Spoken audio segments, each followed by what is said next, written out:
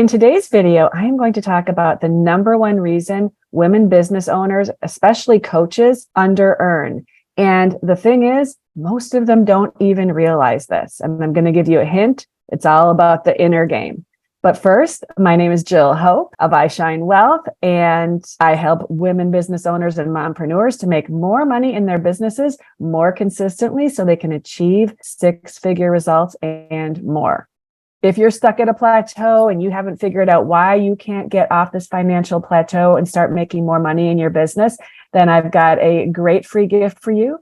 It's my on-demand masterclass, 4 Secrets to Skyrocket Your Business and Bank Account this year. Go ahead and grab that. The link is down below. Okay, so let's get into this. What is the number one reason that I see women really struggling to earn in their business? And as I said, it's this thing that a lot of women, they're not really aware of, right? You know, a lot of times we think it's, well, I don't have the right strategy. And so we're going out there and we're learning new strategies and we're implementing new things.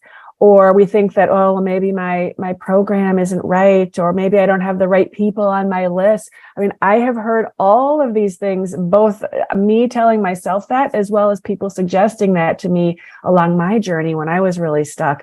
And it wasn't until I realized what was holding me back so much. And it's actually what I see holding back any woman who has not been able to ascend financially in her business. And here's what it is. In order for you to make the money you want to make, to earn at a level that gives you the freedom that you want, the abundance that you want, allows you to be able to take those trips that you want, travel in the style that you want, upgrade your home, take care of your family in whatever way you want, it requires that we're making some good money.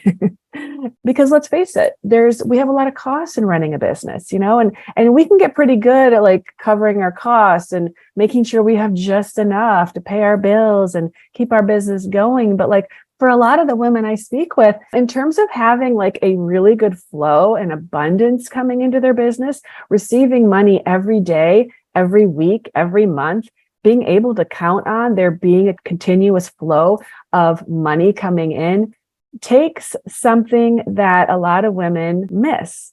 And what is that thing? It is that you've got to be sold on you before you can sell anybody else on your stuff. Okay. This is so important. The thing is, we women undervalue ourselves. We're so good at undervaluing ourselves. We don't understand what kind of impact we're actually making. And I think for most people, it comes from a very deep place within. And I believe it comes down to really our core wounding, that deep place within where we question our own self-worth. You know, we're not really sure if we are worthy of having the success that we desire, that we're worthy of having a lot of money. And then speaking of women having a lot of money, you know, historically, that wasn't our role. Our role was the homemaker, and the man made the money. And so as we come back into our power around money, like there's a lot of things that can trigger us and hold us back and keep us from really seeing our own value. So if you want to make good money in your business, you absolutely must own your value. You must own your worth. You must understand that your worthiness is far beyond the services that you offer. You are worthy of having whatever you want in your life. You don't have to do anything to deserve to live your dreams, okay? You don't have to get permission to live your dreams. You just have to know what your dreams are and say yes to them, and then start moving in the direction of them. That is literally it. But we get stopped at so many points along the way that when we actually come to sell something to someone, we have so much going on the inside around what we're actually doing, whether we're good enough to do it, whether we're making the impact that we want to make, whether we have permission to actually be successful the way we want to be successful. We have so much stuff going on that we get all blocked up with resistant energy. And then when you go into like a sales call, or you write an email and you're trying to offer a service to someone, all of that energy that you are carrying, that you are holding, that cannot help but go into the field where you are stepping in with another human being to support them, right? It cannot help to be transferred to them. Now, do they know that there's resistant energy? Do they know that there's a lack of belief in yourself? No, they're not going to know the specifics, but this is all happening on a very subconscious level. They don't know why, but they don't want to say yes. Okay. And so it can put off even the most perfect clients that really could benefit from what you're offering here. So one of the most important things that we can do as a female entrepreneur, as a mompreneur, is to really look at and work on that stuff that we carry within, those doubts that everybody wrestles with, that early wounding that we all have on some level. If we're not working on that on a regular basis, if we don't have support systems around us to remind us how amazing we are, we can get stuck really pretty easily. And then when you are in that place of feeling stuck, but yet you've got to make the mortgage payment, and you've got to pay your team, and you've got to get the money to do all the things, then you're pushing through in the sales process. That pushy energy is coming through subconsciously, and it pushes people away. It pushes them away. The other thing that happens and that affects your ability to earn really good money in your business, that is also related to not owning your value, is we do not charge enough for our services. And the simple reason for that, it's twofold, but it comes down to the same thing. But the twofold is we don't really believe that someone's actually going to pay that much money for that thing. And number two, we don't think that our thing is worth that much money. And so with those two beliefs true for so many women entrepreneurs and women coaches, it's no wonder that people say no. It's no wonder you're even afraid to put an offer out at a pricing that feels kind of stretchy for you, right? Because you don't really think someone's actually going to say yes to that. I was having a conversation on an interview I was just doing with another woman entrepreneur, and she was talking about how we think it's easier to sell low priced items than it is to sell high dollar, high ticket items. And she was talking about how it's not at all true. Like it really is, it's the same energy, right? It's how you own what you're selling. It's all about how you own. If you own and stand by the value of what you offer, and you're really convinced of the value of what you're offering someone for that service, for that result, and you can help someone get that result with what you're offering, then why would you charge low ticket for it, right? Why wouldn't you charge what it is truly worth to make that transformation for someone in their life? To give someone the tools, the keys that will allow them to create that transformation, right? And so what can you do if you're stuck in this place of not really fully owning your value? Or if maybe you're realizing for the first time, hey, I wonder if maybe I'm not really owning my value. Well, there's a few things. There's actually 6 things that I want to mention today. There's probably more, but these are 6 of the most common things I see, okay? So number 1, we make our desires wrong. This was something that it was really holding me back, because I was keeping my desires small enough so that they were within an acceptable range, right? But what I didn't realize is that my bigger dreams really are so big, but I wasn't letting myself actually say yes to them. So the result of that was I wasn't designing my business in a way that would support the amount of money that I needed to create to actually have those desires. Because if I actually had those desires, on some level, I would feel that this is not okay because I haven't given myself the permission to have that thing. So you want to check yourself on this. Are you really bought in to what you're desiring?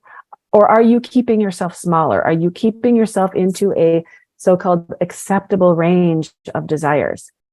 For many of us, we were raised in situations where having enough was supposed to be good enough, right? that it was okay to live life with everything being good enough instead of everything being absolutely freaking amazing, right? So if you want to believe that there's abundance for all, we actually have to let ourselves think in an abundant way. You can't think small and expect to have big abundance come your way. It's just not going to happen. It's two totally different things. So that's the first thing, is check yourself on your desires. Okay. Are you desiring what you truly want? Are you letting yourself say yes to it? The next thing is creating containers for clients that both allow for the results that they want and that you can help them with, and that allow for you to reach your personal results through your business. These are both really very important. And one of the mistakes that I see a lot of my clients make is they will try to make a too small of a container, right, to do the actual work. And they're like, how can I price this? And what's the package? What should it look like? And my question back to them always is like, what is it really going to take to get the client the result? And that's how we want to be thinking. We want to think in terms of results, not packages and numbers of sessions, right? We're always trying to put ourselves into boxes in that way. Like, well, if I do 10 sessions and I charge this much, then, if I multiply that out, this is what I should charge. But like, are the 10 sessions going to get the result for the client? And that's really the most important question. And that's the place to start when you're creating programs to meet your clients' needs and to create transformational results for them. So what does it really take to create the result you want to give to a client? Are you setting yourself up to give that result to your client? There's nothing wrong with fixing a very small problem for a client that can be done in, let's say, 4 weeks or 4 hours or whatever it may be. There's nothing wrong with that. But just make sure that whatever you're promising a client, that what you're selling is actually, it matches what you're offering. And then on the other side of it, the other way to look at it is, okay, I know that I want to make X amount in a year, right? So let's say you want to make 100K this year. So if you're just selling $200 programs, you got to sell a lot of $200 programs to get to your 100K. What if you just had a program that you sold to 10 people for 10K each? And you create a problem that someone would be very excited to pay 10K for, because if you solve that problem, the value is way more than $10,000 to that client, lifetime value. That's how you want to think when you are setting up your business. Too many people, especially when they're starting out, myself included, made this mistake, is we just think about like, oh, I just want to create my first little thing. And there's nothing wrong with starting somewhere, right? It's better than not starting at all. But I personally wasted a heck of a lot of time and probably lost a lot of money, like left a lot of money on the table, because I was delivering tiny little snippets of results when actually I had the ability to deliver a much bigger, more valuable result for my client, but I wasn't thinking in those terms. I was thinking too small.